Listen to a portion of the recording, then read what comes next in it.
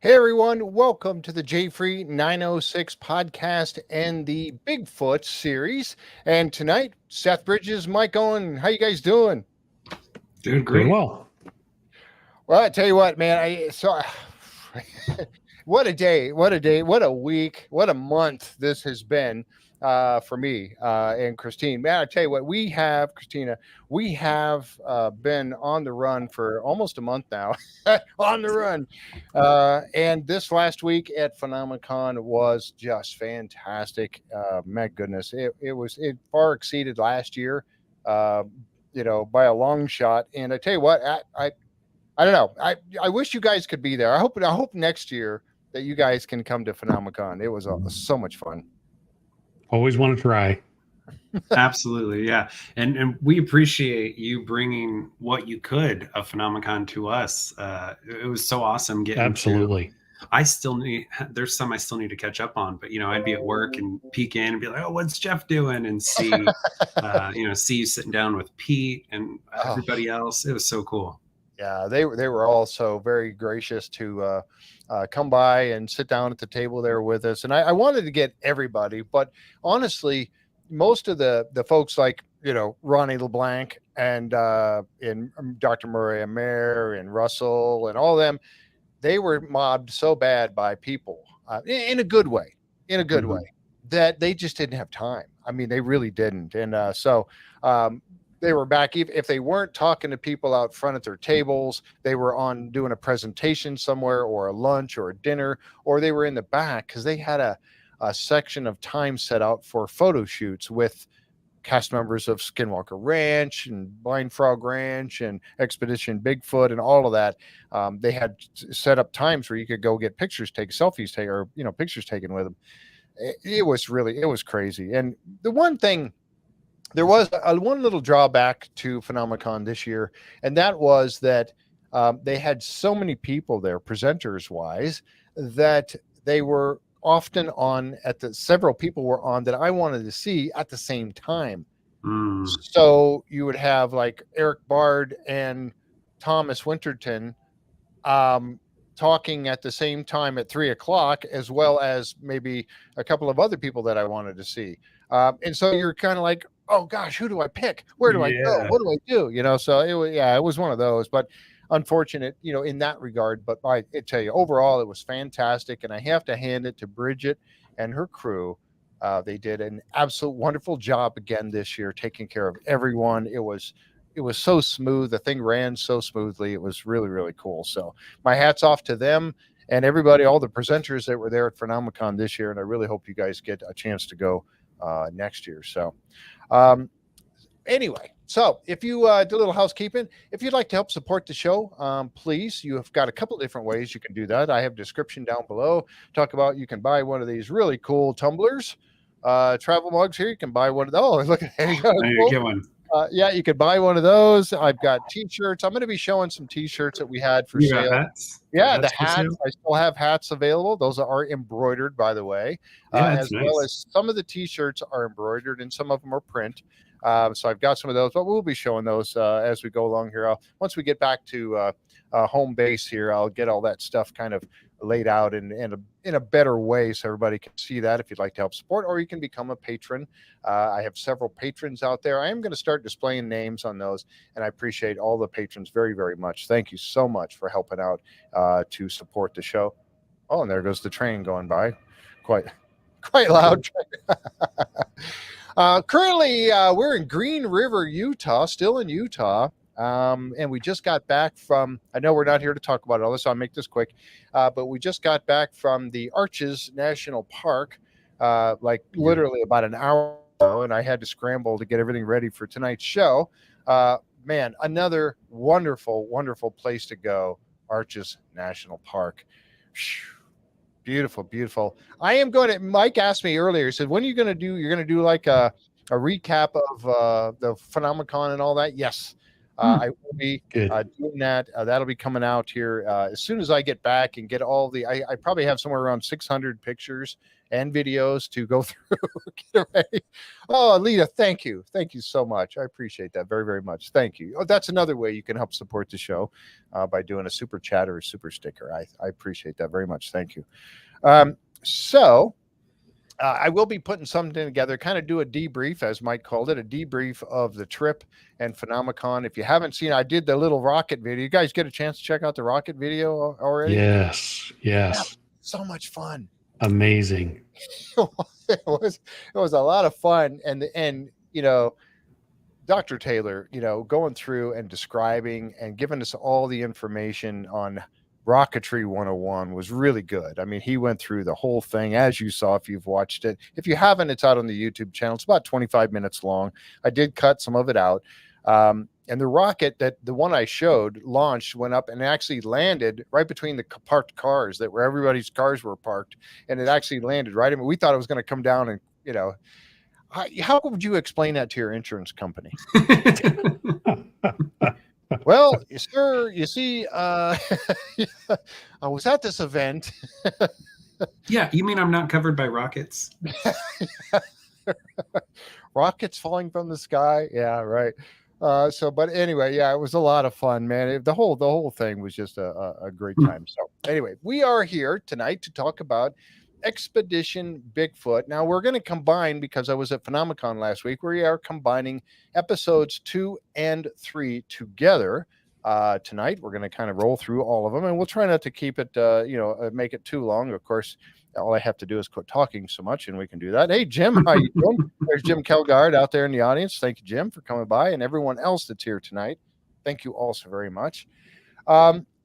These two episodes, one of my big takeaways so far on Expedition Bigfoot season 4 is the tech. And Mike and I kind of talked about it a little bit last week. And again, they hit the ball out of the park again with tech last night. Yeah. Well, go ahead, please. Jump in. I did when I had seen the write-up on the episode and the robotic dog, the Boston Dynamics dog, I'm just like, you've got to be kidding me. I mean, those things are so expensive to be able to get one of those. And it was the perfect application to go in and check and make sure things were safe. That's what they're for. I don't know how they're doing it, but the more popular the show gets, maybe the more these companies would be willing to loan out their tech and display it. So incredible. Fantastic. Truly was. What do you think, Seth, of that? I remember them from like the dancing videos where the Boston Dynamics shows them dancing and doing things. And I'll be honest, like I always kind of get a little creeped out by them. So my thought was, I know, like, is this the first time that a Bigfoot is seeing a robotic dog. And what does it think of this thing? Like, well, what are the humans up to now? So that was kind of what was going through my mind. I'm like, oh my goodness. It's a good point. They really do not like regular dogs. No. At all. Yeah. They do not tolerate them one bit. Yeah. I tell you, Yeah, you're exactly right. Yeah. Yeah. And the extra sensors added onto it so it could detect things, LiDAR on it. I thought that was really cool. So getting to see it do things like that versus just dancing was really neat. But I was very curious what Bigfoot thought. Yeah.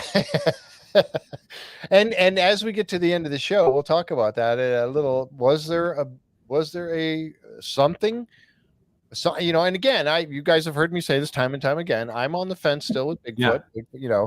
I'm kind of like Dr. Mariah Mayer, where I'm open-minded and I want to see the evidence and the data that's provided and collect data and make my opinion from that.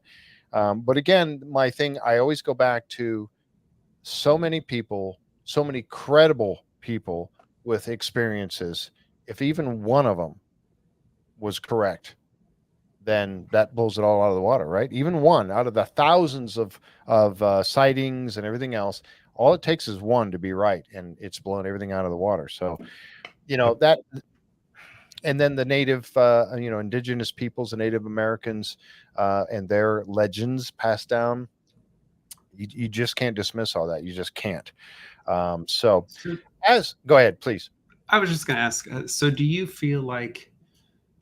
And I'm going to sound mushy here. Do you feel like your heart believes, but your brain needs that thing for you to finally believe? Because for me, it was the Patterson-Gimlin film, Expedition Bigfoot, when they broke it down and showed me that was a legit sighting, and that connected it for me. And I feel like before that, I always wanted to believe, like my heart believed, but realizing the film was legit clicked, and ever since then I'm like all in. I'm like, tell me more about this thing that I'm right. Yeah, for me it is, I want to believe. My heart says yes, but and again, and I want to believe, just like UFOs and life outside of this planet. I do believe that. But again, I don't have any proof. But there again, so where do you go on that line? People come up to you and say, well, you believe in God, don't you? You've never seen God. Yeah, but that's a completely different thing inside here. A completely different thing for me. But, with Bigfoot or even with aliens, I want to believe, but I do need to see more evidence. But I tell you, you talk about the Patterson-Gimlin film, and I have a nice little treat I'm going to show. I kind of showed it already when I was doing the little clips when I was at Phenomicon. But when people have taken the Patterson-Gimlin film with today's tech and run it through everything they can, and they still cannot debunk it, after all of that, what does that tell you? And and I gotta hand it out. Eva's in the room tonight, and I thank you for coming by, Eva. She presented me at Phenomicon with a fabulous present. I wanted, just blew my mind when she handed it to me. She goes, unwrap it right now, and I did. I unwrapped it. I was like, I couldn't talk for like 30 seconds. That is this right here. Oops, I got to get the glare off from it. This is, of course, 352. Yeah, and look what is right there. Bob Gimlin signed this. Signed, autographed. Autographed copy. That's of a phenomenal. Picture from the 1967 film. That's amazing. Is that not? That's awesome. A present that you couldn't. Eva, I still don't know. There she is. I'm glad you like it, and I do. I love it. This thing is so awesome. It is my prized possession. I haven't hung it up here in the RV, but this will get hung on the wall when I get back to the studio and get the studio all redone. That is just too cool. But again, you go back to that, and you can't. Even the latex or spandex, which they didn't have back then, you couldn't make a suit fit the way, if it were a suit on a person walking through there, you couldn't get a suit to fit like that. Right. How do you dismiss it? I don't know. You really can't. And, one of the things, we saw Pete Kelsey is actually in the episode. And as soon as I saw that episode, I was on my phone and I'm going, Pete, you didn't tell me you were out there, I know. I was thinking the same thing. I'm like, you didn't tell. Oh, wait, you can't. You can't tell me. I know. NDAs. And darn NDAs anyway. Yeah, I didn't think he was going to go up to Alaska. So that was super cool. I also got a little coaster. We picked that up. Oh, my shirt. Badlands. I got one for Badlands. I got one for, I forgot the name of the other. I tried to get one for Yellowstone, but they make the same shirt. They just put different words at the bottom. So I'm trying to collect them as I go around the United States. I'm going to collect hide and seek world champion. Yes, the hide and seek world champion. But anyway, so you go through all of that stuff and the sightings and the credible people. That's where I'm at with Bigfoot. Yes, I want to believe, but I really do need to see more evidence. And again, I say that I've never seen anything in the woods or anywhere else that I would say, I think that might have been a Bigfoot. That's never happened for me. So anyway. And you want it to happen, right? Yes. Mm-hmm. But some people don't want it to happen, and they believe, but they're like, no. Yeah, it's one of those things that if you came face to face with Bigfoot, I want it to be peaceful. I would be like, okay, dude, you're way bigger than me. You could rip me apart, so easily. I just want to be friends. If that could be the case, yes. If I could have a peaceful meeting, absolutely. If he's throwing logs at me, maybe not so much. Yeah. This season, and I don't know if it's, I know we're going to talk about it, but the territory of Alaska seems to breed a more intimidating version of Bigfoot. Mm-hmm. Yeah. The really things that the stories that the locals have said, and we'll get there. Eat garlics. They hate garlic. Oh, do they hate garlic? A cat said they hate garlic. How do you know that, Cat? How do you know that they eat garlic? I have no idea. So let's jump in. I love garlic bread. Yeah. I love garlic bread. That's vampires. You're right. Okay, so I do have a few pictures. Had to kind of go old school to get these, but I do have a few pictures, and we're going to get started with those. And we've got Expedition Bigfoot, Alaska. And they are, the Prince of Wales Island in Alaska. Now, you remember last week, or actually 2 weeks ago, the episode it was on 2 weeks ago, they started off with Dr. Maria Mayer, and she was watching with a thermal imaging camera as Ronnie and either his cameraman or one of the guys with the guns that were there for the bears and lions and whatnot, or mountain cats that might be around that were there for protection. She was watching them with the thermal imaging camera. She also has the military grade night vision goggles that you see there on top of her helmet, which is some of the tech I was talking about that they bring. More new tech. Yep. She saw this, and this is where that episode number 1 ended, with this picture right here of her seeing some sort of a large heat signature in the water. And that was her opinion, that was in the water. I have another shot of it there. Now, one of the things I wanted to show, and I want to get your opinions on this, is that this picture here, you see how bright and how hot that, now, when I say hot, it's thermal imaging cameras are comparing the coldest things in the screen to the hottest things in the screen. Even though it may not be a great temperature change, you're going to see the yellows and the reds over the blues and whatnot is going to stand out very prominently. So, but you see that blob in the water, and this is the water around it. Now, I got this picture here of, this is the guys. You see him down here at the bottom. That's Ronnie and probably a cameraman with him. I'm assuming that's a cameraman. Now, the difference between them with their jackets, remember, it's cold there. And they're always wearing these jackets and whatnot, even whether it was raining or snowing at times or whatever, it's cold. And now you see the picture of them, and then you see the image of this.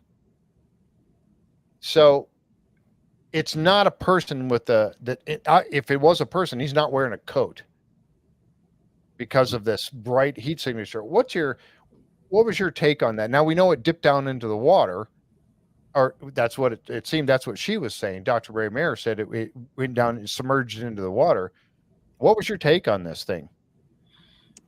Remember from season 1 when we talked to Russell, he said he did an experiment, didn't make it into the show, trying to come up with a way that you could not be seen by the thermal imager. And he went out and submerged himself in that ice cold water, stayed there as long as he could and stood up. And sure enough, it had taken the heat out of his skin anyway, and it was very difficult to see. So don't assume that the heat signature that you see in that picture is all of whatever that is. If it's already been in the water and that's the only part left, or it's dipped down and come back up and that part there has not yet cooled, you can kind of see there's some darker blue right around that. That may just be cooled. Yes, that could be cooled parts of whatever that is out there. So Correct. Really hard to discern true shape because you can't just go off the heat, the hotter part than the cooler part. You don't really know how much of that is there. And we didn't really see much of the movement of it from the way they did in the show. So that's a tough one. Without better detail than that. Don't know. Right. They said it went down into the water and never came up, right? Correct. Just disappeared. Yeah. So that made me think, maybe a waterfowl, because I know that they've caught, I don't know if it was them. I think it was a Beyond Skinwalker episode where on Pete's LiDAR, they caught a bird. And I'm thinking of like cormorants and other water birds that will go down under the water and stay submerged for quite a long time. Yes. But I don't know if it would be that big. And it's, that was kind of my thought. If it was an animal, I was thinking, I know somebody said a moose, but like a moose wouldn't go under and stay under. I feel like a moose would make a lot more noise too. Yeah. Same thing with a bear. A bear was mentioned. These are things you can't rule out for sure. Right. And like Mike just said, if it did submerge, it would make noise when it came back up. Now it's wet with the cold water. It's probably not going to show up. Yeah, that was a good point. I didn't even think of that. Well, it could have come up and simply moved away, and they never saw it. But then again, they didn't hear it either. And Ronnie was right down there at the water. How far away? I don't know. Again, we weren't there. But again, I thought that was pretty cool. Yeah. Another case of a heat signature just disappearing. Absolutely. And remember last week on the first episode when they talked about the skin, the piece of skin, and I grabbed a picture of that because they talked about it briefly on here. It was this piece of skin with hair on it. At least that's what they assumed it was because they never took it down out of the tree. And I know Christina said, well, why didn't they get it down? Well, because right after they saw it, they heard something, and then they went off chasing after the noise that they heard. Was my assumption. That's why. But they never took it down out of the tree to look at it, right? Yep. So they took off running right after they saw it. Yeah. What's that, Seth? I was going to say it was gone when they came back for it, right? When they came back, it was gone. So something was messing with them, I think. Whether that, and we're assuming that there's no people out there going to mess with them out on some island in Alaska that nobody lives on. Yeah, we're assuming that nobody's going to be out there to mess with them. Again, we assume that, but yet here's this piece of flesh with skin or hair on it, and left on a tree branch that was like 15, 20 feet in the air.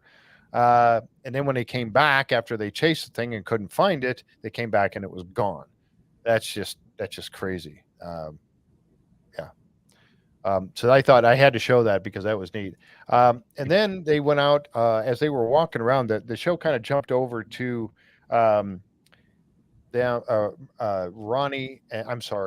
Russ and Ryan, his different cameraman. Zach could not be there. Zach, I had an opportunity to talk to Zach. Actually, what was kind of cool, and I'm gonna embellish this just for a moment. that while I was at Phenomicon, one of the things that I went to, one of the events I went to was dinner with Russ and Dr. Maria Mayer. I got to go to dinner with them, and there was about, I don't know, maybe 20 people in there with them too. We had a great dinner. They came around, and I got to hand it to Russ. He is one of the greatest. So, and Dr. Mayer did too, was to come around and sit with and right around the table, because they were on the one end of the table, we were on the other end. And he came around and talked with everybody. It was really, really cool. But what was neat was when we were wrapping up the dinner, he came around and said, well, guys, you don't have to stick around for this, but I got to tell you, we're going to have a little thing here tonight. If you guys want to, we're going to watch the show tonight, because that was on Wednesday night when the show came out. They said, we're going to watch the show. You guys want to have a little watch party and we're going to watch the show together? And we're like, no, we don't want to do that with you guys. No. Who would want to do that, Yeah, no thanks. Oh, man. So, yeah. So then just before the show starts, in walks Ronnie, in walks Zach, in walks, let's see, who else came in? Greg Lawson with some other people that are friends of his and whatnot. They all come in, and his wife, and they all come in. And he sat down. There's about 30 of us in there now, and we're sitting there watching the show together. So I got to watch episode number 2 with the cast sitting right there, and we're all watching the show together. That was really cool.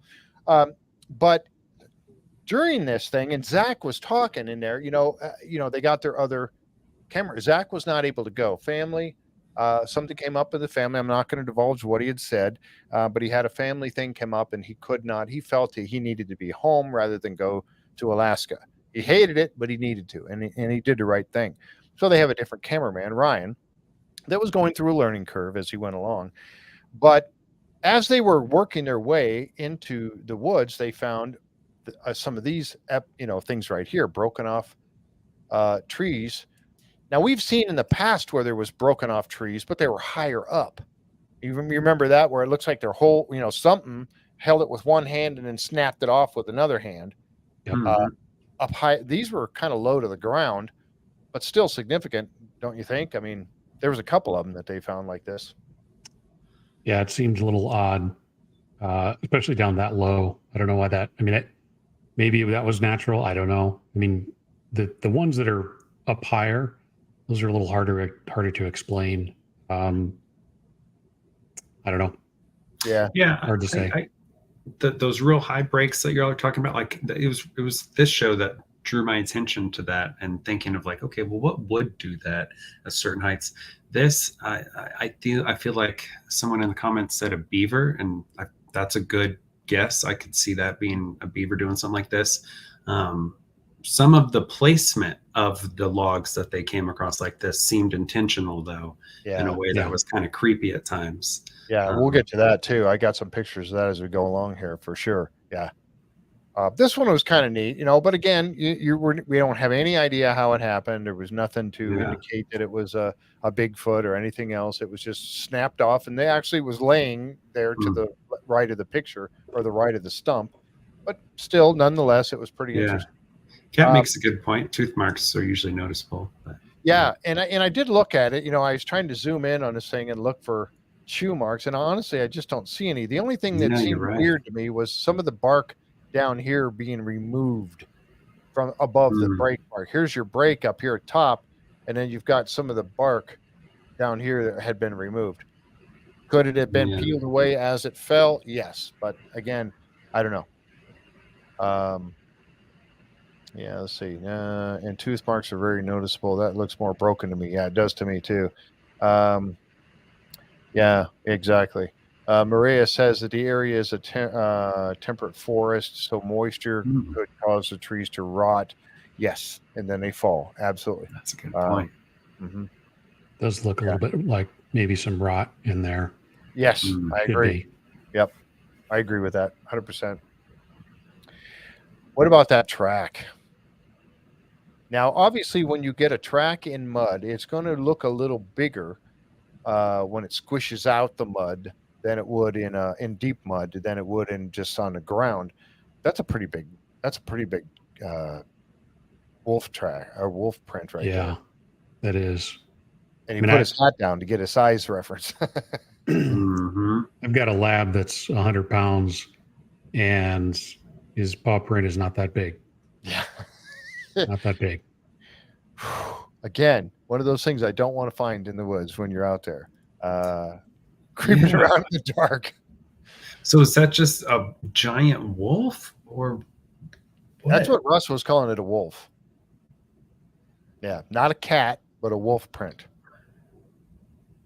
Oh my goodness. And that, you see how big it is compared to his hat. I mean, that's a big print. Yeah, that's a huge print. So, and there was several of them because he was showing them. He was shining the light, his flashlight down across the mud, kind of low, and going across. You could see several of them there. And they're not that fresh. Obviously, they've been around for a little while anyway. Yeah, not done that night, probably, or that day. But again, still something to be. It just shows you that there are all kinds of critters out there running around. So I thought that was kind of cool. And then I've got this thermal image right after. And I'm going to stop this for a second and go back, because right after they went down to the lake edge and they got set up with his thermal imaging camera. And when they did that, he saw something across the lake. Well, they were actually, it was across the lake, but they were kind of on the tip of it, on the end of it. So it wasn't that far away, really, across the water there. And he's got a thermal hit. And I did grab, and again, sorry, it's a thermal image, and it's going to his phone and then to TV and then to my phone. So it's not the clearest in the whole world, but I do have two, and I'll show these real quick, and then let's talk about these for just a moment. So let me bring this back up, and I'm going to run through these real quick. Now, this is the image right here that he picked up, and then we'll watch it as it gets going here.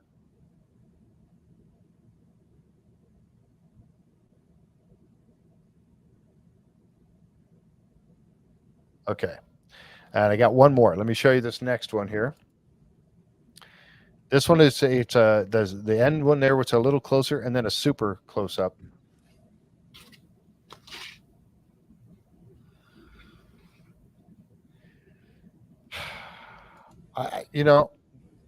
That close up there, and I'm going to try to pause this at one point here. Okay, like right there. You see this portion, like the lower body or mid torso area, and then you got like a head up here. In my opinion, that's what it kind of looks like. And I'll go back to that previous one for a second when it gets close up here, and I'll try to stop it too. Okay, like right there. You see how it moves across? Mm-hmm. It looks like something walking upright on two legs. Yeah, and then kind of like turns back. Yeah. It's like it's looking across at them. It kind of goes and then it kind of moves back. Thoughts? Yeah. What do you think? Yeah, it was definitely more vertical than like a moose or a bear or a deer. The heat signature would be more horizontal. Mm-hmm. It definitely looked more kind of vertical. And like you said, it kind of went back and forth, but it had a torso type shape. Yeah. A lot of times when stuff like with thermals and they're like, oh, do you see that shape? I really have to be like, wait, where is what on that? I right away see what you're talking about. And I didn't have to have you show me that. I already was thinking, oh, okay, I see the head, the way it's very human in its movement. Yeah.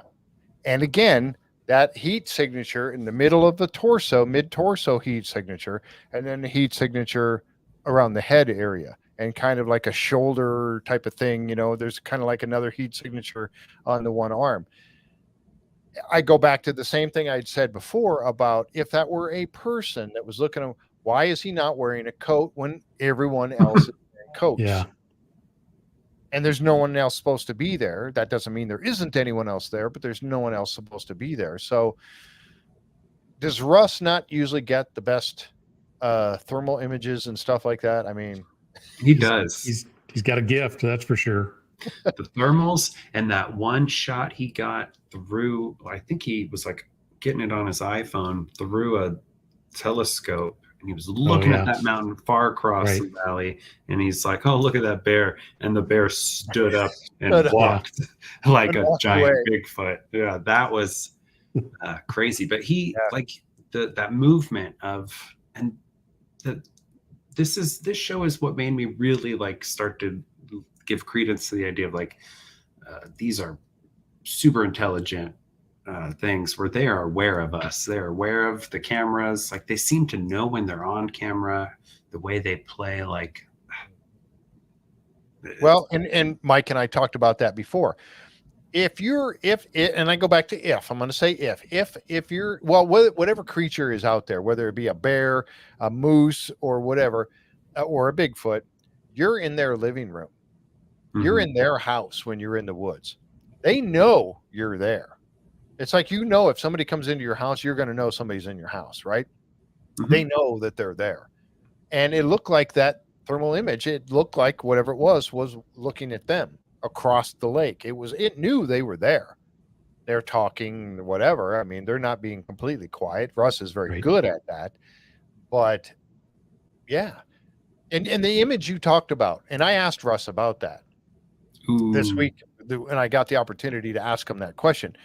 Remember when they did go over there after this thing stood up and walked away, and then they went over there and they found a flat rock with another rock, and it looked like it had been hitting it on there. Yep. Okay. And somebody said, I don't remember who it was. It might have been Russ himself. He thought maybe it was banging, making noise to make noise or something. And I thought, and Mike and I thought it looked like it was crushing nuts or something. Yep. Breaking up something with the one agree. rock hitting on a flat rock. And when I asked him about that, he goes, yeah, that's exactly. And Zach said the same thing. Zach was like, no, it looked like it was breaking something with that other rock. And it was the way it was hitting the other rock at it was trying to bust up something it was trying to eat, I think, or, and I only just now thought of this because of what we'll get to with next episode. Maybe it was doing some flint napping. Oh.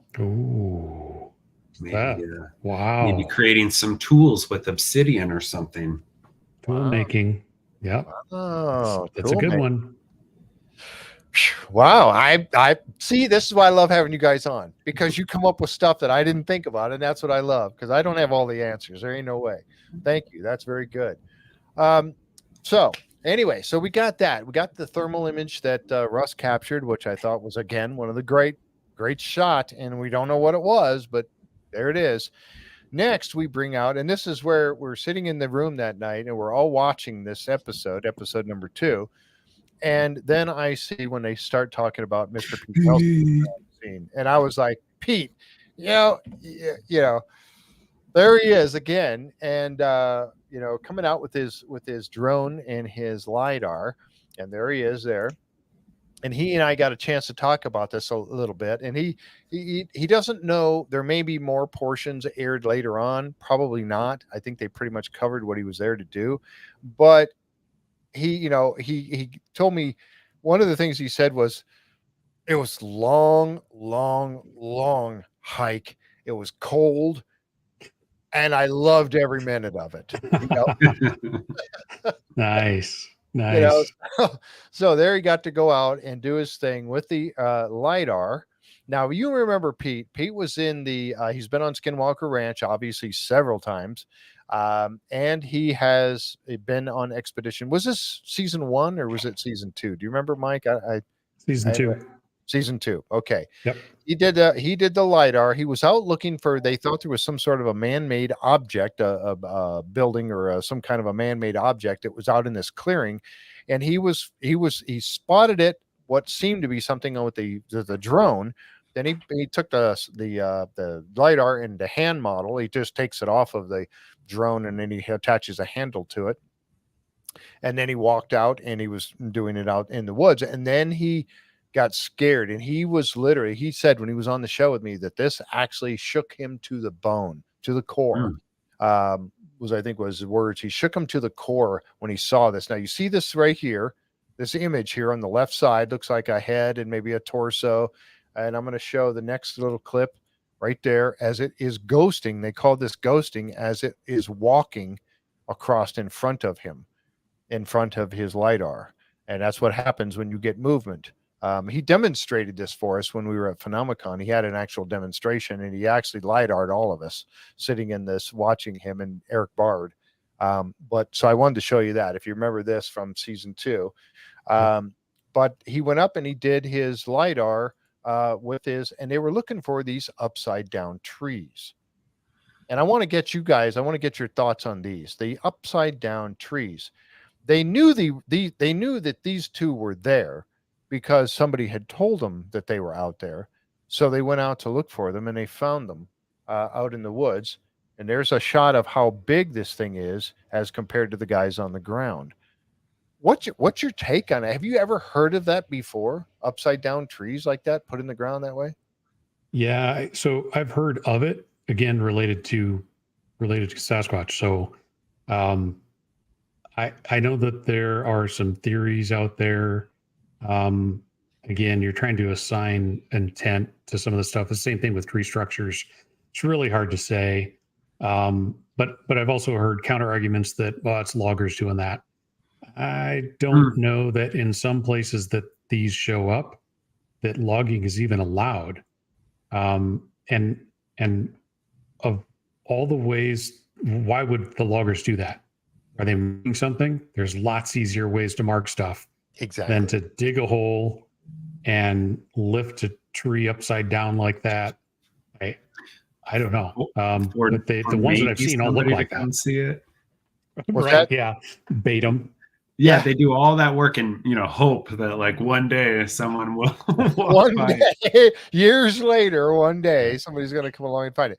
But would you agree that it is some sort of a signpost or a marker of some sort? Whether it be a marker religious ground or something, I don't know. Well, they didn't do it for no reason. Correct. So it's there for a reason. Whether it's communication, like you said, a marker to indicate something, a territorial thing. I don't know, but it's not a simple thing to happen. Right. Any other way than for it to be made that way. Mm-hmm. Yeah, there was two of them that were out there. They went out and looked at these in the daylight, the two they knew of.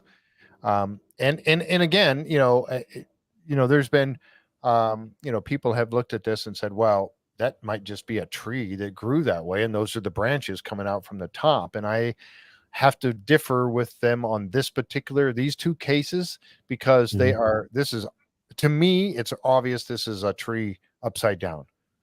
You got the roots going here. And again, my pictures are not that clear, folks. I apologize for that. In the clear, when you watch the episode, you get a very good look at these are definitely roots. And this is the base of the tree up here.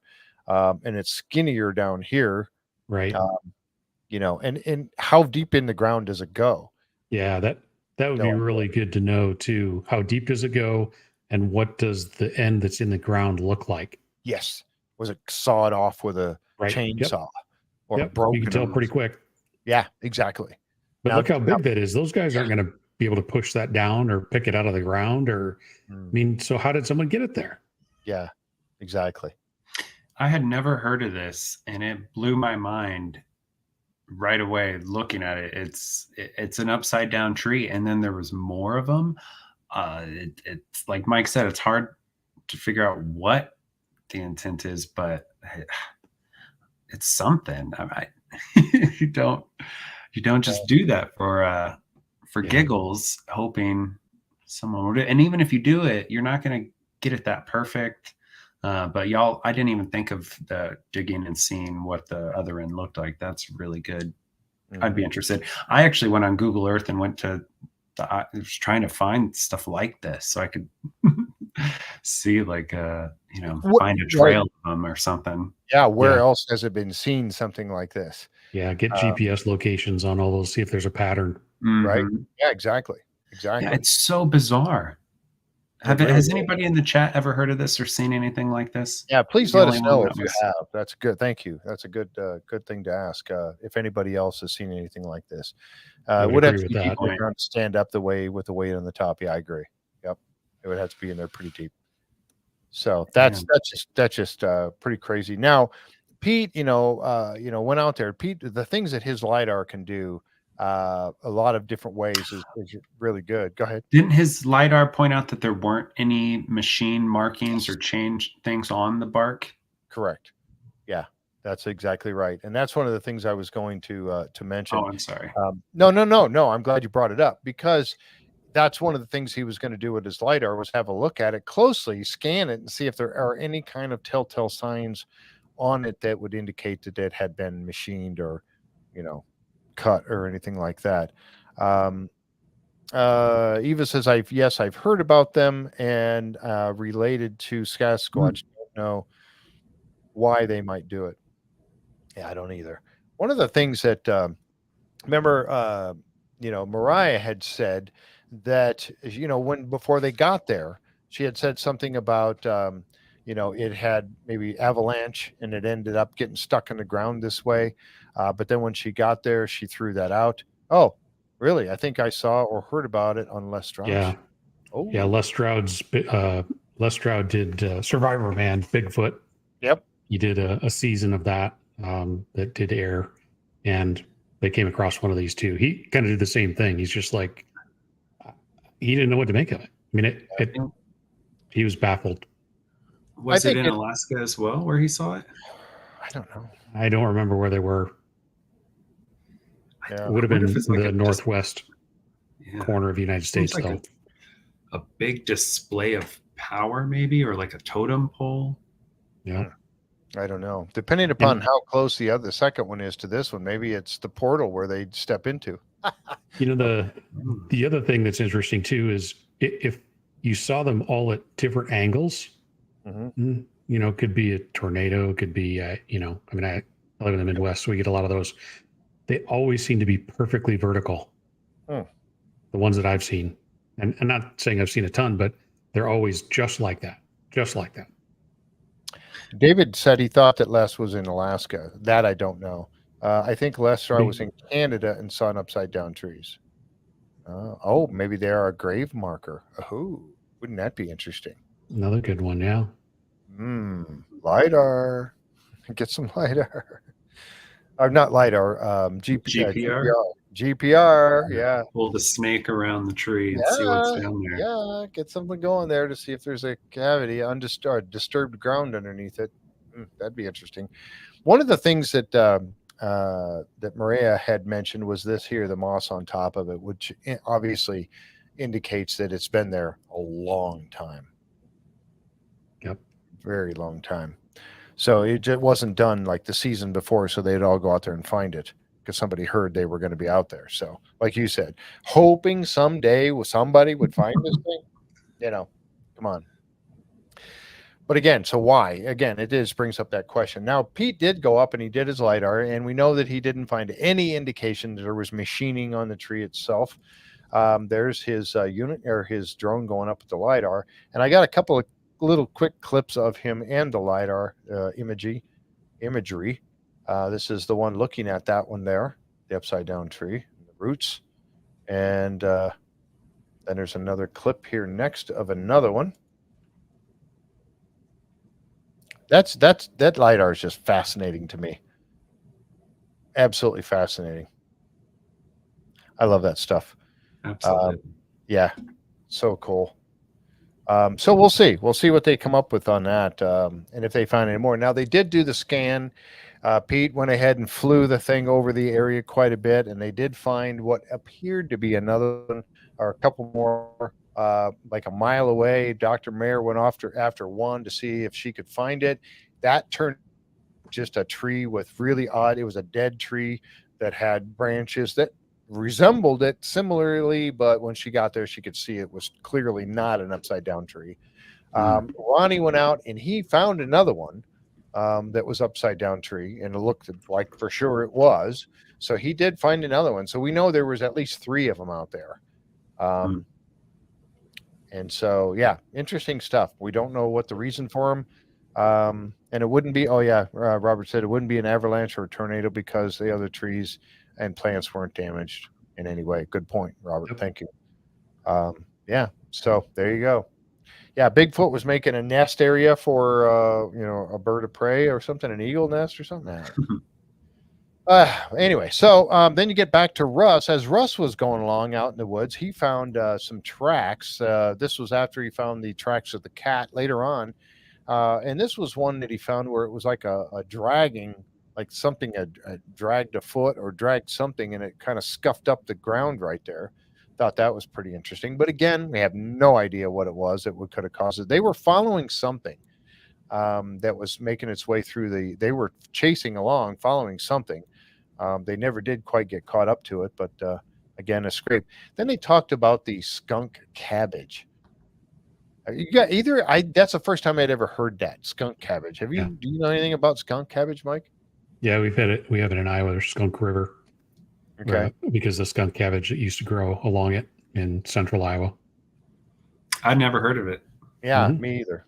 Yeah. There's just a little picture of it. And Russ brought it up immediately as being a food source. So I didn't, the cat says it really stinks. Yeah. So I don't know. How did I not know you were all live tonight? Now that I'm here. Hello. Hey, Michelle. How you doing? Michelle Stratton. Hey, Michelle. Yep. Hi, Michelle. I don't know. Did you click on the notification bell when you subscribe to the channel so you get a notification that we're going live? I don't know. Sometimes that doesn't work that well. I've heard people that have clicked on the notification bell and then never got notified that they saw. So I don't know. So anyway, these things, I didn't really hear anything about them or know that they were a food source of any type. But some kind of the cabbage. Skunk cabbage. If it smells that bad, why would you want to eat it? I don't know. This is another little clip, and I'm going to. I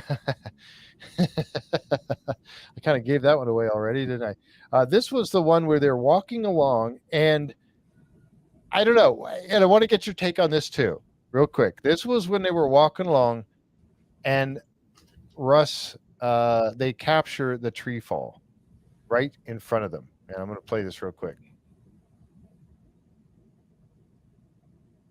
All right. Yeah. I'll play that one more time just so you can see it. Yeah. And kind of show us where it's at again. It's where it's at. Big tree. Yeah. That's a huge tree. Yeah. I'm going to try to look at the size of that thing. Boom. And that's a big tree. And it fell right now. Is it coincidental that the tree just happened to rot and fall over right there while they were in the area? Coincidences take lots of planning. Ooh, I like that. Yeah. And Russ was like, "You caught that, right?" And Ryan's like, "Yeah, I got it." Yeah. Wow. And Russ is like, I don't wear a hard hat out here, or a helmet of any kind to protect his head. I mean, what do you make of that? I mean, they're out with all those trees. It can happen. I mean, you hear people that have trees falling when they're camping and stuff. But boy, what are the odds? What are the odds to be right there next to it when it happens while they're filming? Don't know. Yeah. As they were going along, I would have been freaked out by that. I personally, they have had the rocks thrown at them before. They did see the shadow figures down there in the water. They did talk about that too, by the way, and they still have no idea exactly what that was. They're thinking, and of course, Ronnie is immediate to go to, and I almost don't blame him, going to a cloaked figure walking between them and that rock side, that hillside cliff there in the water. They saw no movement in the water. There was no splashing in the water, yet they saw this, and both of them, Maria and also Ronnie, both saw this shadow figure going across the wall there on the other side of that little creek there. But I don't know. Carolyn says, skunk cabbage. Bears will eat young plants in the spring. Native Americans have used it with medicinal treatments for coughs and headaches. There you go. Thank you very much, Carolyn. I appreciate that information. That's really cool. Thank you. So anyway, the tree falls down right there. Was that a coincidence? Maybe. Don't know. But still, that would have freaked me out. I'm sorry, but it would have freaked me out. That would have, not taken well if that happened. I think depending upon how many people were with me and somebody with a gun, I probably would have felt better, but yeah. Then to wrap up the show, this particular episode number 2 was the discovery of a mining tunnel. It went by pretty quick, and when I got a chance to ask Russ when I was there, or when we were at dinner that night watching the show, and I asked him, I says, were those railroad track, or tracks, mine shaft tracks for mine cars or something on there at the bottom. And he said, yes, it was definitely a mine shaft. Because it went by and you could see this picture. This one was the quick clip of that, and you could see some sort of a, rails on the bottom there. But yeah, he confirmed, yeah, it was definitely a mine shaft that was being used. But what better habitation place for something to live in, right? To get out of the elements. And I agree. So, it's one of those things that, would you barrel off into this thing? If you found it, would you just go ahead and head on in there, or would you be a little cautious before you went in? I mean, we all know Russ would. He loves a good cave. Yeah, he loves a good cave. Yeah, he went into the one last, that train. It looked like a train cave, something, that last one he went into. I would have wanted to go in there. I might have waited for daylight. Now it's dark inside there still, whether it's daylight or not. But I think he was schooled or told that, hey, you need to have this thing checked out first before you go barreling into something like that. And that was the right move. Yeah. I'm thankful to shows like this and communities like this as well. Because a year or two ago, I would have been like, let's go right in. But now I know better. Now I'm like, well, there could be gas. There could be a cliff that you're just going to fall off, if I'm not. At the end of one of those tunnels. I'm the fool that they would get. Yeah, I did. I thought that, it was, it was a good way to end the episode on that note. And then, so they did the next episode. Of course, we get a much clearer picture of it. And I got that one here. And there you definitely see those, the rails going into it, and all of that. And there's Russ coming out of the thing right there by that waterfall. It was really cool. The whole area. I mean, I would just to go and just explore this area would have been really cool in the first place, just to be able to see it for myself. And then we've got the addition of this piece of tech. And of course, Russ got a hold of Bryce and he said, hey, I found this thing. I think we need to check this out first, maybe get something in there. And, Bryce teases him by saying, I think I know just the right person to call on this. And then lo and behold, I don't think Russ even knew this was coming. We have the gentleman, I didn't catch his name. I don't know if either of you did, but the guy that shows up out there with this tech, I didn't actually get his name written down. But he shows up with this piece of tech here, and this thing goes in and it will sense several different things. And then you can also put the LiDAR on it as well. So it's going inside this, it's going to go in the tunnels. It's going to do a LiDAR scan, and it's also going to check for gases and, anything that might be harmful to humans while it's in there. Which, man, what do you make of that? What do you guys think of that? Like I said, I think that's phenomenal. And what a perfect use for that type of technology because of its ability to go over rough terrain, even better than something that's tracked or has wheels or anything like that. It's a perfect application, and you send it in first. And if things, it's too dicey or there's gas, no harm done. Right. Exactly. And this is a black and white, of course, with night vision of the unit going into, and they called it the dog, I guess, right? A dog or whatever. But so there it is. It's going in, and you see all these little lights as it's scanning and doing its thing as it goes in. There's a little shot of it right across the top of it with the probably GoPro or something that they had attached to it as it's going into the tunnel. And you see this as the LiDAR unit that's spinning on the front of it going in there. And here is one of the LiDAR images of it. So cool. This is so cool. I mean, that is just, very, very interesting. And I was really looking at this thing closely. There was this that showed up. But again, that's probably just a rock or something laying on the ground that just hasn't fully materialized yet. But I was really scrutinizing this picture, looking for some sort of image in the dark here that might be, right, someone up against the wall. Right, yeah, or something staying just ahead of it. Or Nothing to something see staying here. just ahead of it. Yeah. Yeah. Again, you know, if Bigfoot saw this tech coming in, it'd be like, what in the heck is that? You know? Mhm. Yeah. So that I thought that was really cool. There's a little clip of it making its way in. And some of the imagery that they spotted from it as it was doing its thing. You know, and they thing went in there and they found that the tunnel actually went forward, it went to the right and to the left.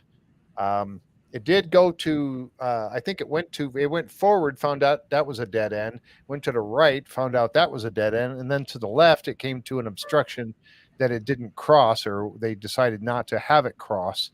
Mhm. What somebody said, eyeballs, eye shine. Was there eye shine? Did I miss that? I didn't see. That thing on the ground, Kat was saying maybe they're Oh, laying on the floor and those dots are eyes.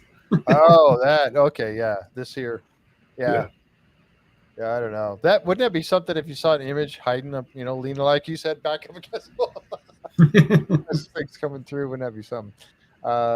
Yeah. So, but anyway, yeah, that's thing went through there, and then it found this um, this image. I mean, again, they also make drones that will do this, and Pete Kelsey talked about this. They make these smart drones that will fly into. All right. That will fly into a tunnel and map it out, and it knows with the LiDAR, it knows, you know, where the walls and obstructions are. It will fly itself in there and map it out and then come back out. Another awesome piece of tech. Hey, there's hi, hi, Marie Dumont. Hi, Marie. How are you doing? Hey, Marie. Thank you for popping by here tonight. Yeah, Marie was at the. I didn't catch Russ's presentation. Did he have anybody carry his pack around this year like he did last year? And you did that. Anyway, she carried the pack around last year, but I wasn't at his presentation this year. I missed it, so I don't know if he had anybody do that. But anyway, I just think this is so interesting to be able to map these out like it did, and it did a great job going through there. And then as the next day, Russ goes in there and he finds this obsidian, little pile of obsidian in one little spot, not scattered all over the place, but one little spot. Here's a pile of obsidian. Now, I'm at a loss trying to figure out why, first of all, what would bring obsidian in there that would even have a use for it. And Seth, you mentioned this earlier, you know, maybe it was something that was trying to chisel away to make a tool or something sharp. What would do that? What creature, what animal would bring little pieces of obsidian into a cave and pile them on the floor, other than maybe a human at some point? I don't know. What, again, I go back to you guys. What's your take on that? I would. I don't think they said on there. Is there obsidian on the island? No, they did. Russ said it's not native to that island. Yeah, so that's a problem naturally. Yeah. Yeah. So someone brought it there. I mean, so human Something. or I do have brought that there to the island. Yeah. Yeah. And what would, and so, yeah, one person said, what would you set in the dark? You know? Yeah, something was collecting them. And then Russ took every single piece.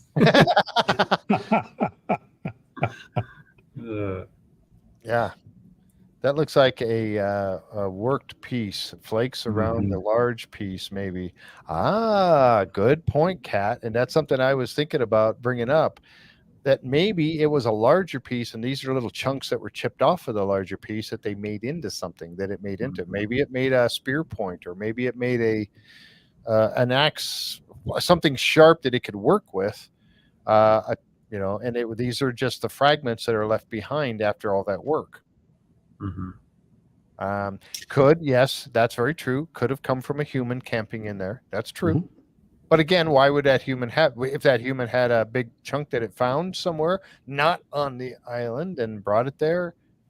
I don't know. Why go into the cave to do that? Exactly. Why would you go in a cave? And I mean, people are funny critters. Yeah, unless you were back there taking refuge from a storm, trying to get warm, built yourself a little fire in there or something, and then you were working on your tool out of the weather.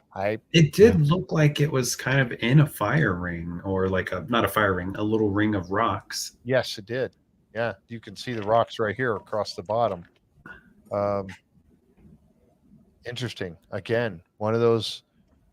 And you saw Russ collected them. He had his latex glove on, and he pulled them out of there, or a nitro glove, and he took them out of there and he put them into a bag. He took them all, like you said, and he collected them all. So whenever that creature or thing goes back in there to get them and finds they're gone, he's gonna be looking for Russ. Yeah, I mean, just again, one of those things. Why? More data. As Eric always says, get the data, put the data together. No natural obsidian on that island, right? Yeah. Yeah. And as Robert said, again, not native to the area. Kat says it's definitely been flaked. You can see the curves where it had been flaked off. Yep. Yeah, you can kind of see it in that one picture here. You can kind of see where it's maybe been worked. Yeah, these are chips off of it. Something, I don't know. Yeah, more weight for his backpack. Yeah, I think it's too big. Yeah. So I don't know. Again, more data though, more things to find. Later on in the episode, Dr. Maria Mayer found this. She had a heat signature that she found. It seemed like it was up in a tree, or at least maybe on a hillside behind those trees, because you can see the trees here. Definitely looks like it's up in the tree. They went following it, trying to track it down, and then once again, like always does, it disappears. It was gone. We don't know why. We don't know where it went. It was just simply gone, without leaving any kind of indication of what it was. So that was interesting. Now, here's those tree branches that you were talking. I think these are the ones you were talking about, Seth. That these are the ones Bryce came upon. Yeah, it was Bryce. Now I remember. Yeah, while he was out there. This one, he said, was balancing. And I didn't see, it kind of looks like on this end it was on something, but I don't think it was. It was sitting the way here, and it was actually balanced. He said balancing on this. And he was brought out here because he was trying to find the location that guy told him about, that his grandparents experienced missing time, right? Mm-hmm. Yep. That was one of them there. Here's another one that he found. Again, could the branches have fallen this way? Yes. No, I don't think so. Or could they have been placed this way? And I mean, the way every single branch is broken off, and then those are placed on top of it, it's deliberative. I mean, that's human or Bigfoot.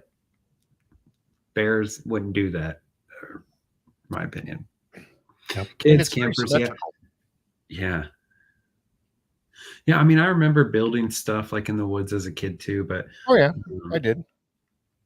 Some of these breaks are really impressive, and I'd like to see the structure in the day, to get a better idea of, is it like a little Marie says go ahead.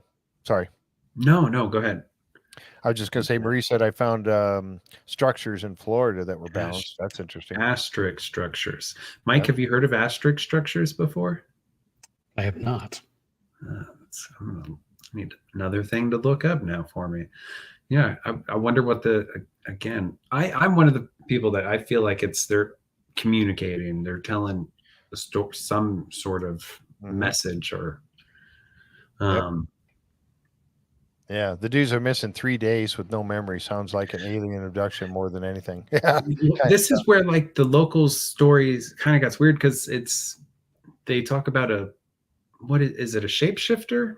The Kukla, forgive me, the Kukla Khan. What was the word? What they were talking about on this island or in Alaska? Yeah.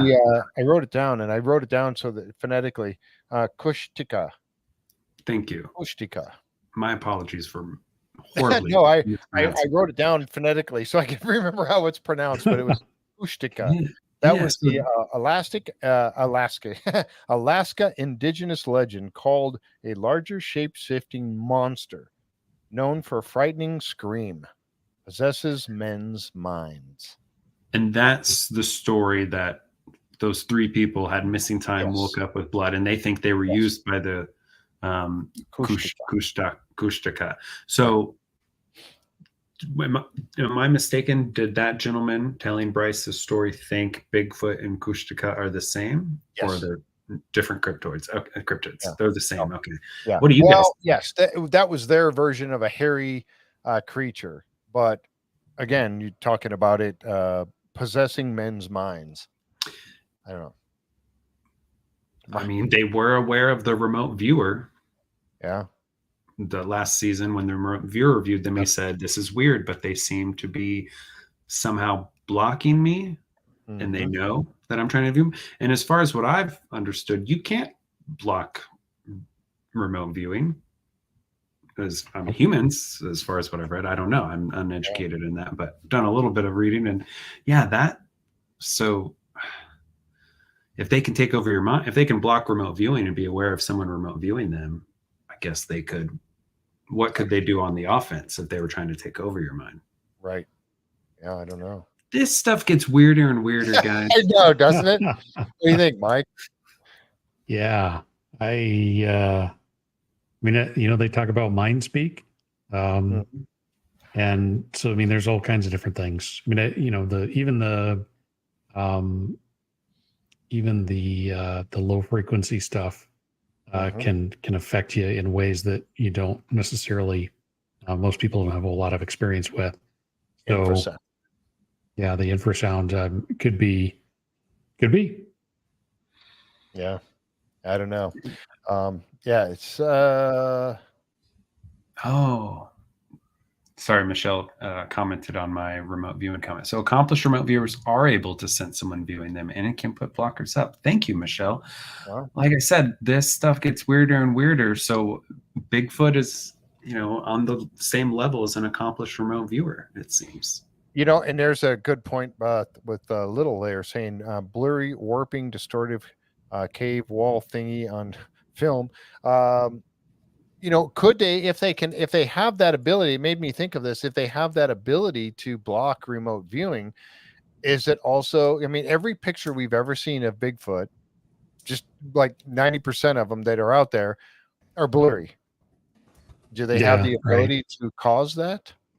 To maybe blob squatches, they call them, pictures of blurry, nothing clear. Distort their picture in some way or their image in some way that it would, make it blurry.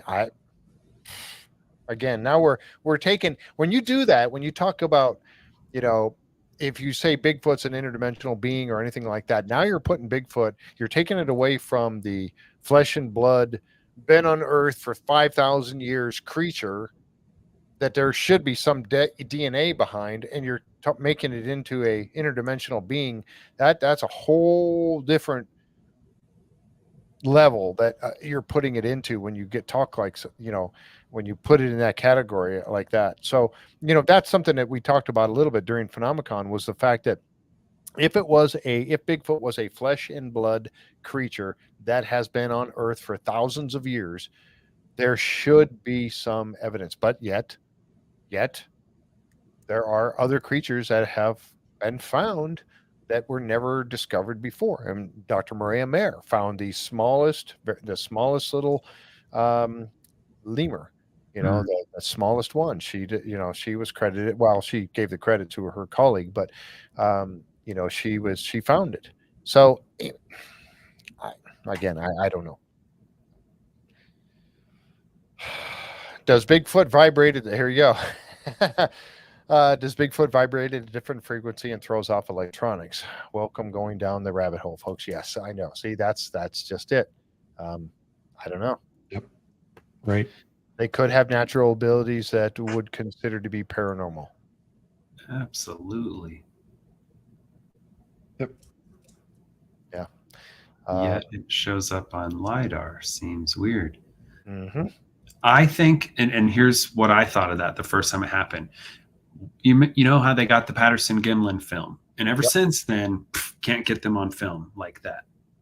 I think they learn, and maybe Pete kind of got the LiDAR version of the Patterson-Gimlin, or, this show is getting these LiDAR as they're introducing new tech. Bigfoot is going like, oh, okay, that thing can see me now, and I need to adjust my sensors for that.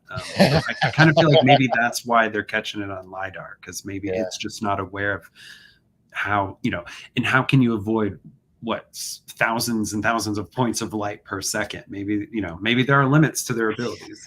I don't know. Could be. Could be. Yeah. I don't know. I don't know. I know. Yeah, that takes the whole thing into a whole different level that warrants talking about. It really does. I mean, it's because he's so elusive. He's the hide and seek champion. If he exists, he's a hide and seek champion. So, is it possible that he has capabilities of eluding tech? Don't know. Is he an interdimensional being? Don't know. I don't believe he's alien. I don't think he's an alien, jumps on a ship and flies away.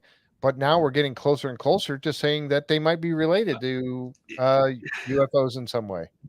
Les Stroud had a UFO Bigfoot connection. The Navajo Rangers we talked to, Jeff, they see a connection between UFO and Bigfoot. It's weird, but it's there, and you can't deny the data. There you go. Read that. Yeah. Maybe old school stuff is better. They can't. You talk about a film camera, and I know Mike, you've got more. Yeah, talk about that. There was no electronics in the camera. It was all spring wound. It was 100% mechanical. Yes, mechanical camera. So maybe that's what we need to be going out there looking for them with, rather than some new high tech gadget. With UFOs as well, like being able to catch them on film versus a digital phone that's probably pretty hackable to them. I mean, it definitely is based on what happened to Caleb's phone. Yes, you've seen that. Yeah, exactly. So Bigfoot has also been seen with orbs overhead. John says, yes, they have. Yeah, and this show has documented that. This show has documented that. So when Bryce was out there and he got a picture of this thing right here, what was the first thing that came into my mind was, oh my God, Blair Witch, get the hell out of there. Yes. No, thank you. Let's get out of here. That's bad juju. That's bad juju right there. I mean, you look at this tree. Obviously, this tree has the branches that are snapped off, just kind of like it would be like this one over here. Okay. You see others, this one back here, this one over here, but this one has other branches woven into those broke off branches. Now, they did not fall that way. A storm didn't blow them in that way. Someone actually, or something, created this. That's pretty evident in my mind. Yep. It could have been a person. We don't know who it was. We don't know what it was. But to me, that's Blair Witch. Get the hell out. That's awesome. But it kind of does resemble something of a religious nature, or a 90-degree angles. Thank you. Or something of a mystical nature. What am I trying to say? Something of a, I said religious, but like ritualistic. Ritualistic. Thank you. Yeah, that's the word I was looking for. Ritualistic. Yeah, and then its placement, and it's crazy. I don't know. Again, one of those weird finds, and hopefully we'll find out more. Oh, I did have one more picture of it there, is showing some more of those 90-degree angles, and it was woven. They were definitely woven in there. You see, this one's over under, this one's over under. So this one's over under. It's over this one, under that one. It's definitely woven. They're not going to fall that way. There's no way. It's not going to happen. So. Not maybe one, but forest art, but maybe one. Yeah, maybe like a totem, David. Yes, exactly. That's what I was. Some sort of a totem. It means something to someone or something. We have no idea what that Seth's mind's going. I can see it.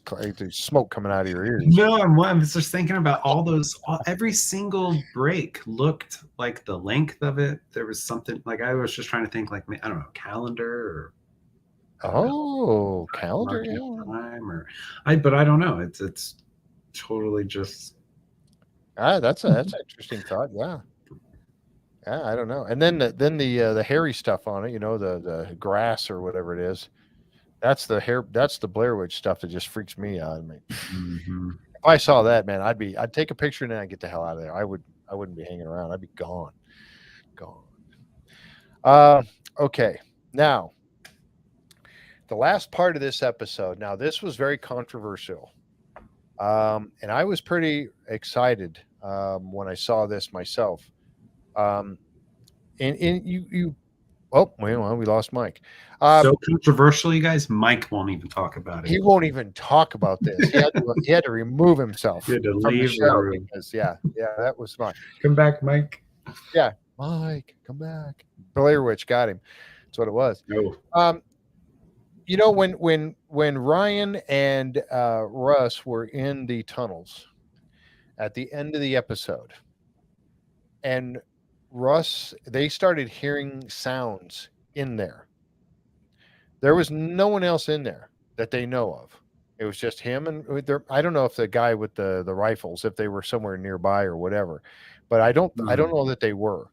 I don't ever recall Russ having a guy with a rifle around when they were, but so we don't know that part of it, and I didn't ask him.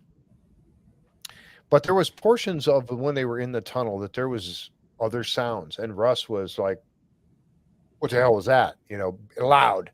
There was some quiet sounds, couple, which could be a piece of something falling into because it was wet and soppy in there, and whatnot. Yeah. So something could have fallen here or there, and all of that. There he is. He's back. So we're talking about when they were in the tunnel at the end, and there was definitely some sort of noises going on. Something seemed to be in there with them. And they actually made the comment, and here's I grabbed a snapshot. There's something in here. And that was Russ. There was, it's like they felt something was in there. There was sounds happening pretty clear to them that there was something in there. And then at the end of the episode, you saw Bryce analyzing some of Russ's footage, and he saw something. And again, this is the controversial part. What was it that he saw? What caused it? Now, I have a couple of clips of this, and I want to show. Now, one of the first clips I have that I wanted to show you guys was a clip of simple. Hang on a second. Here we go. Simple breath. It was cold in there. Okay, because one of the things was, it's just, breath or whatever. It's showing up on there. This clip here is of their breath showing up on camera, and this is what it looked like. And you guys saw this during the show. It was very clear that it was their breath, in moisture showing up on the camera. Okay, very clear what that was. Here's the clip of what they saw next. You see Russell spin around when he heard the noise. And then the distortion right there. Now, they didn't see that. Now, and I'll play it again. You see Russell spin around, and then right in this area, right over here on the mid right side of the screen, you'll see a distortion. I'll play it again. Russell spin around, and then the camera stabilizes, and then zip, there it went. Did you see that distortion go by? Yes. And I didn't see it in the moment. I didn't see it until Bryce went back and showed us. Right. And when he did show us, I screamed, went, and jumped and pointed. I was not expecting it. I'll be honest. If it was anybody other than Russell Acord, until Bryce showed us, I would have just thought like, they were just hearing stuff in a cave. But when Russell was saying something's in here, I was convinced that something was in there. I don't know what it was, an animal or another person, but I believed him when he said something's there, that he felt it. But but you know, I just kind of thought, another weird thing. But when they showed us that shift, that little, I don't know, ripple, that was, and something was in there with them using some sort of I'm going to show it one more time, and then we'll get Mike's take on this too. And Mike brought up a very good point about this, and it's something I had kind of thought of too. All right, I'm going to show it one more time. You'll see Russ spin around, and again, watching this area right over here when the camera stabilizes. Just check that out. There's actually two. It happens twice. What? Yeah, there's actually a one quick one, and then a more distinct ripple. There's actually two. So watch it. You'll see them both right when the camera stabilizes. Watch that area. Okay, so here we go. There's Russ hearing the noise, spins around, and then you got the first one right there, and then the second one. There's actually two. So there's a quick one, and then one right after it. Now I'll see if I can isolate it. The right bear guard is with them, because the cameraman turns around and there's another guy behind the cameraman. So there was three of them. Okay, yeah. Sorry, Eva said that I asked Russ, and he did have a bear guard with him and Ryan, but the guard was to stay behind Ryan. Not sure if the guard would have been in the tunnel. The guard was with them in the field. Okay, thank you. Yeah, I feel like that's who you see when Zach cameraman turns around. Ryan, right? Ryan, yeah, his name was Ryan. Yep. Okay. Mike, what do you think? Yeah, I saw it real time as it happened, but it was kind of one of those. There's a lot of moisture. Maybe it was just a drip on the lens of the camera. You know, we've seen that before. If you Skinwalker, you look at the camera's views, and as things rain, as there's rain on the dome, the protective dome on the camera, or even the ones with lenses, you get a little more used to or calibrated to what water on the lens looks like. But that is a good point. It moves down and to the right, not straight down like Correct. Water might. Now, I don't know how far the camera was tilted before it righted, and that's the danger of. I dismissed it immediately because I'm like, it's probably just water. Well, you take a closer look at it. Is it water? Okay, you got me. I can't say it's water. I initially dismissed it as just being water on the lens, but there's other circumstances involved as they went through that with the LiDAR scan too. I don't know now. I don't either. And the fact that go ahead, Seth. I was just gonna say, when, like Mike said, when you add the LiDAR scan and when you add Russell's what he was hearing and feeling, that's when it gets really compelling. Yeah, I agreed. Yeah, when Mike he mentioned it, and I kind of thought that too, moisture on the lens. I thought maybe it's moisture on the lens and it's rippling. He spun the camera around, but it came after he spun the camera around and it stabilized. Then you see the ripple effect, and it's moving from side to side, not running down the camera, but side to side. Now, could that be a simple thing? Maybe it was running down, but that's the way the camera caught it because it was on the edge of the iris. I don't know. We don't know all that. But when you put it together with the fact that Russ just heard a very loud noise from behind them, he spins around, and then you see that effect. You put those two things together, what does it mean? I don't know. I can tell you we're probably going to hear about this at the beginning of episode number 4. They're probably going to come out and say, okay, this is what we saw. This is what we think it is. We probably will get some sort of an explanation, just like we did with the blob that Maria saw, the heat signature. And then they came back and said, well, we looked at it. It just disappeared. We don't know what it was. We probably get further information on that now. It is interesting though that you didn't see it any other time. Yeah, it was just that one point in time. So again, you got to look at all of the information you have, the timing of it, the sound, what the LiDAR saw. Like I said, I shouldn't have just dismissed it offhand as probably being probably nothing. Because Right. when you circle back and add all that stuff up, you might need to take a closer look at it. It'd be interesting to see if there was any other, if that happened at any other point that just didn't make it into the cut, because there's Right. certainly plenty of footage. Right.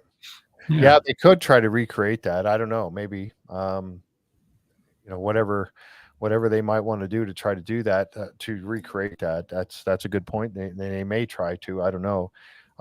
But that was just really, I don't know. I don't know what to make of it. When you look at it on the surface, it could be just moisture. But then again, with the sound and everything else, the way it moved across the lens, you put all those things together. What truly was it? We don't know. But again, I thought it was pretty. Like you said, Seth, when Bryce showed that, and the closing credits are coming up, and he's talking about, it's like, whoa, wait a minute. Yeah, cliffhanger. I was on the edge of my seat. It really did. It took me right up, and I got up there, and I said I had to take another second and third and fourth look at this because, interesting. Now, the last part of it also during those closing credits was something else that Bryce had spotted. And I'm going to show those real quick. This was in regard to the LiDAR. And he was talking about an image on the LiDAR that was not initially seen. These are quick clips. I'm only allowed a couple of seconds or I get tagged on these. So I'm sorry for them being so fast. That's why I try to show them a couple of times. But here's one of those clips that Bryce had taken or looking at the LiDAR. He's talking about this thing that he sees back here in the back of the left tunnel. Right there. He's talking about that particular thing, what that is. Now, he takes in this next clip here, he takes and he breaks down the layers of the LiDAR to reveal something there.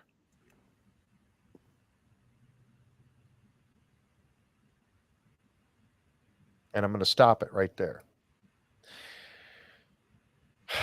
I don't know.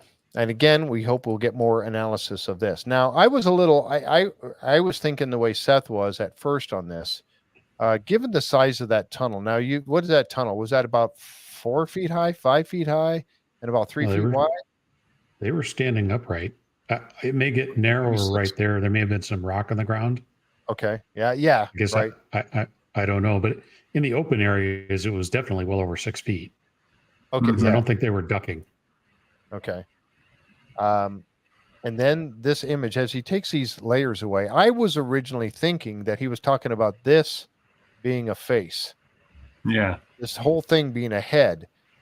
And we're a little, and maybe you guys can help us with that. But, and I believe, Mike, you were talking about this being the head and this being its back. Yep. Back to that the makes more LiDAR. sense. And a left arm. And this would and be on the left side, arm you see right the left here. arm. Yeah. Right. And it's facing away from them. And it does look like an arm because you look right here, you can see like a little crease right there, like its arm next to its torso, mid-torso right here, and an arm and a head, and it would be looking the other direction, like it's hunching down, hiding from the LiDAR. Yep. What folks in the chat, what do you think? What do you think about that?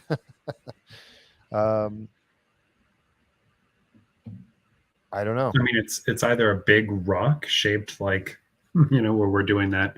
What was it? Where you put human or, you assign human stuff to just natural features.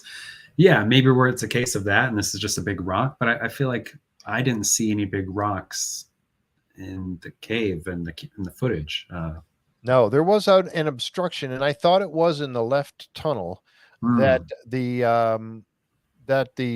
dog robot they didn't have the dog robot go up over it. It was a pile of rubble or whatever. Yeah, Jan mentions it here in that end of the tunnel. Maybe it's just a pile of rubble. Didn't they show the video from the robot dog, and there was nothing in that spot. Right. There was the pile of rubble, but there wasn't anything off on that right side up that high. Mm-hmm.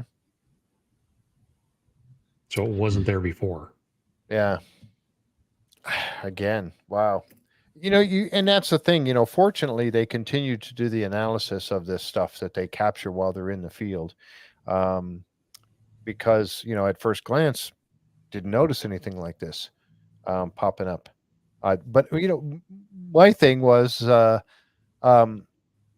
when you look at this, and I can't zoom in on this, but when I thought this was a face, it would be a very large face, a very large head, filling up quite a bit of that space in the tunnel. But you could almost see like a man bun on the back of the head here, and then an eye here, and an eye here, and a mouth right here, Yeah. and a nose. So I thought it was a head, and it was actually looking at them. But again, I think the idea of it being it's back to the camera, if it is some sort of a creature or something, makes more sense with the arm right here. But I thought maybe that's like hair, and then an eye and a nose, and then a mouth right across here, the chin down here. I don't know. Mm-hmm. I don't know. We'll see. But it is very strange for sure. Yep. Yeah. Rocks. It could be rocks. It could be nothing more than rocks, Pete. You're right. Yeah, it could be nothing more than rocks. It could be us trying to make something, as we talked about, I forget what that's called, where your brain tries to make something out of what it sees. Clouds. When you look at a cloud and go, that looks like a rabbit, so your mind is constantly trying to make up an answer for what you are seeing. I don't know.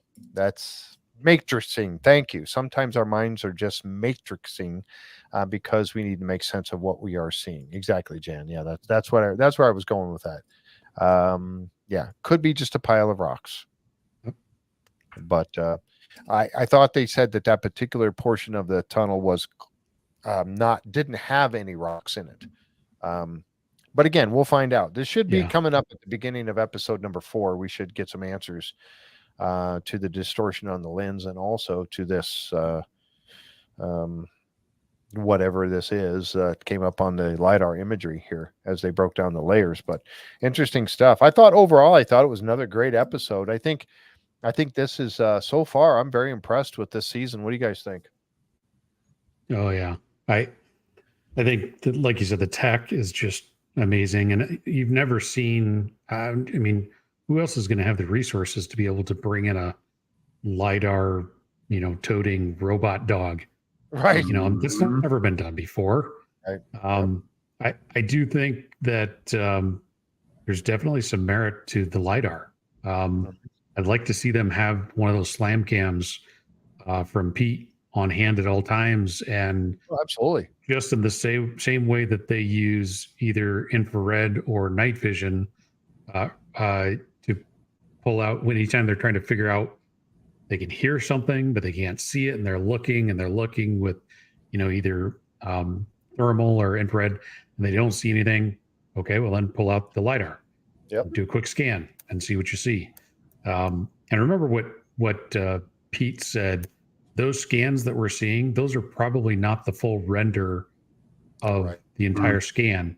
It's too data heavy, too graphically data heavy laden. So you're seeing some percentage of all of the data points. It takes a monster of a computer like Eric Bard's got to be able to render all of the data points that you get from those LiDAR scans. So interesting to see the high def version of whatever that was. Maybe it'd be a little bit easier to tell, what it was. But I love the use of the tech. It's all different. It's never been done before.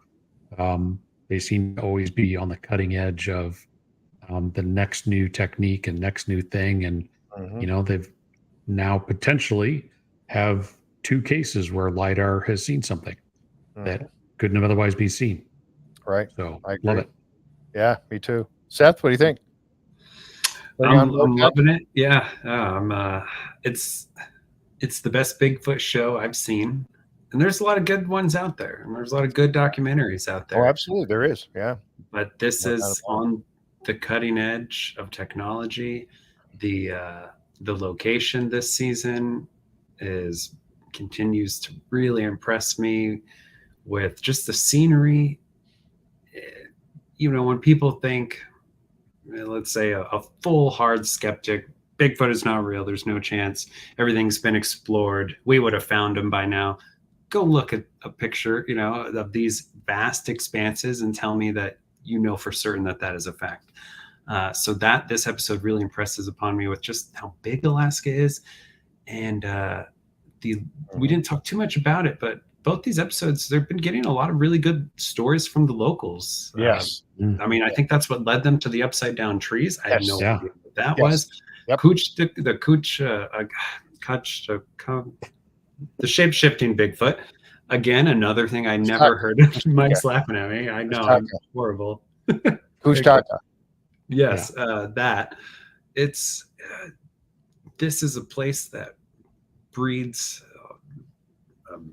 really interesting version of Bigfoot that I am totally unfamiliar with. So I'm really enjoying this season. It's keeping me on the edge of my seat. The technology it's a perfect marriage of technology and also bringing these old stories and experiences to mainstream as well. Yep, agreed. Somebody asked a question here about the season. Why did it take so long? There was a couple reasons for that, and they did talk about that a little bit at the dinner. And again, I go back to that dinner that we had where Russ and Zach and they all came there. Ronnie was there with Dr. Maria Mayer and everybody. And they did mention that a little bit. I guess there was a change in the ownership of one company bought another one. So Travel Channel was purchased by those who had owned Discovery, I guess, or something like that. And Discovery Go picked it up. There was a chance that it wasn't even going to get ever aired. There was a chance. Goodness. There was a chance because it needed to be picked up, and Discovery Go picked it up. There was a possibility that it may never be aired. But there was a change in companies there, a merger of some sort. I guess it was a merger. So it was left hanging in the balance. But also, they needed some shows because there's some things going on with the writer's strike and all that kind of stuff going on. But they needed some shows to kind of help hold them over until such time as this all gets back to normal and they get writing again and all of that. So there's a lot of factors that went into why was it held for so long, and those are some of the factors that the best I know of anyway that I've heard. The merger, and also they needed some good shows to kind of carry them through this strike phase and all of that. So let's see. I'm going to wrap this up here, but it's like what impresses me most is the absolute intestinal fortitude of these people have. The camp folks in the garden too. Yeah, they are local guides who know the dangers and they also know the legends. Yeah, exactly. I agree with you 100% on that, Kat. That's for sure. This was filmed. This was actually, I think it was filmed in the spring of, if I remember that correctly, it was filmed in the spring of a year ago, right? I think was that correct, Mike? I think that was, or was it the fall? I know it was not full on summer, but I don't think it was. Yeah, at least that. I mean, they waited much longer to release it, so I know we're way behind. So I don't know if he could have been 21. Could it have been? Would have been. No, I don't think maybe so. Spring of 22. 22. Yeah, that's spring of 22. Yeah. I was thinking spring because there was still snowfall when they were like that first episode. They're flying in, the cool shot, landing, and come out in their snow. People in the chat are saying spring baby skunk cabbage. Oh, well, there you go. Yeah, spring baby skunk cabbage. Yeah. So anyway, a rough time of season. I'd want to be there in the summer, but if you're there in the summer, then I guess I got a lot of flies and mosquitoes and worse. That's what I've heard. Yeah, I wouldn't want to film in Alaska in the winter either. No, thank you for sure. We're going to keep at this now that we're on our way back. I'll be back in home base here in a week, and so we will be covering episode number 4 next week, and we'll get that taken care of. And we might have some interesting guests coming up. I think didn't Shannon DeSalvo say something that she wanted to join us? I think she did, as being a noob on when it comes to Bigfoot stuff. So I think she's gonna have to. So I'm going to be reaching out to her. Also, big surprise. It was kind of funny. I was talking to Russ again. Russ is coming on the show again. Talking about that. He's gonna join us. And Zach is coming on the show. So nice. Zach Hall will be coming on the show. Excellent. Now he didn't go to Alaska. so he can talk about anything he wants to about Alaska because he wasn't there. So we're gonna have Zach on. He was sitting right next to me, and I said, "So, Zach, and I put on my podcaster. I said, okay, I'm putting on my podcaster hat, Zach, and I would love to have you on the show." And he said, "I would love to come on the show." And I'm like, Yeah. All right, we're doing it. So, yeah, Zach Hall will be here. He might come on with Russ. I don't know, but I was kind of thinking if he, the two of them, two guys together, I don't know how much how many questions we get answered or anything going between the two of them. But yeah, that would be interesting. But we'll see how it turns out. I know Dr. Maria Mayer is very, very busy. Ronnie said he would come on once he knew that the episode or season 4 was coming out. I honestly didn't get much chance to talk to him one-on-one. Because I did mention it real briefly, but then he kind of nodded and said, yeah, but I was then able to get start talking to him about exactly when or anything like that. Yeah, they'll be telling tales for sure, Kat. And I was trying to get Zach to tell some of his Bigfoot dad jokes that he loves to tell. Are you guys friends with him? Do you follow him on Facebook? And you hear? Yeah, it's hilarious. You're like, Russ, and Russ will look over. Yeah. And then he sees that he's not got his or his phone. And then Russ is like, oh, here we go again. Oh, going to be a lot of fun, truly. And Pete Kelsey will be coming back on the show. Too. Yeah. So Pete's coming on too. He's going to talk a little bit about Skinwalker Ranch and his appearance, or maybe more appearances on Expedition Bigfoot. So we're going to talk about that a little bit because obviously I never like to have them on when there's still a chance that they could be on the show, right? Because then we can't really get into talking about it too much. And I hate to put them in that position. So, but I am talking to Pete about that. He said he would love to come back on the show because he's a great guy. He came over and sat down with us and everything. What a great guy, truly. For real. And I will be sharing more stuff with you guys about Phenomicon as well as we go along here. I did film the Skinwalker Ranch media event. There was 5 of us in there, I think, that were media, and then all the guys from Skinwalker Ranch, except for Thomas. He wasn't there. We got to ask him all good questions, and for whatever reason, one of the guys got us talking about Bigfoot. And so here we are sitting in this room. We're supposed to be talking about Skinwalker Ranch, and we spent 15 minutes talking about Bigfoot. But I tell you, Travis had a very interesting take on Bigfoot. He doesn't disbelieve, but he has a very interesting take on what he thinks Bigfoot is. Mm-hmm. And I got it on film, so I'm going to be sharing. Okay, I was going to ask when do we get to find out? As soon as I get an opportunity to get it off and get it edited and everything, it'll be coming out. It may not be right away because I got a lot of traveling to do over the next 5 days to get back to the east and get out of Utah and Colorado and everywhere else. So I'll get it as soon as I can. I'll be coming out with that. But you are going to love to hear what he said he thinks Bigfoot is. Interesting stuff. And I'll just leave that hanging out there for everybody as a little cliffhanger. Seth, Mike, guys, thank you so much. And thank you. Can both of you, what do you got free time next Thursday night to do this again next week? Both of you, Seth, Mike? Well, I mean, if I'm not on it with y'all, I'm in the chat watching. Yeah, I know. Well, I'd make time for Bigfoot. Okay. All right, folks, that's it for tonight. We will be here next Thursday night if all goes well and I get myself back to base safe and sound. We'll be here next Thursday night to talk about episode number 4. Thank you all so very, very much for being here with us tonight. And we'll catch you next time right here on the JFree906 podcast. Good night, everyone.